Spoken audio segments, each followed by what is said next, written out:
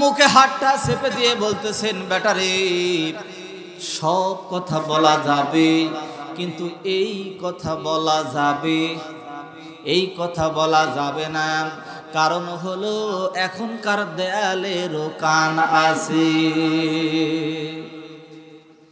এইরকম দেয়ালের কাছে কান লাগিয়ে দিয়ে থাকে এমন মহিলা মনে হয় সমাজে নাই। একজনের বাড়িতে কি আলোচনা হয়, ওই আলোচনা শোনার জন্য কিন্তু কান লাগিয়ে থাকে, ঠিক না বেঠিক? হাদিসের ভাষায় এরা হলো মুনাফিক মহিলা।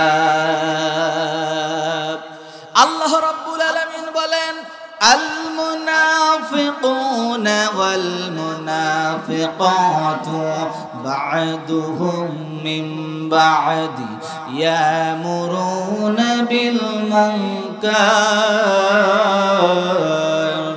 ওয়া ইয়ানহাউনা আনিল মা'রুফ। পুরুষের মধ্যে যেমন মুনাফিক আছে, মহিলাদের মধ্যে ওই রকমই মুনাফিক আছে। পুরুষের ভিতরে যেমন মুনাফিক আছে, মহিলাদের মধ্যে ঠিক ওই রকম মুনাফিক আছে না নাই? কথাটা কে বলেছেন?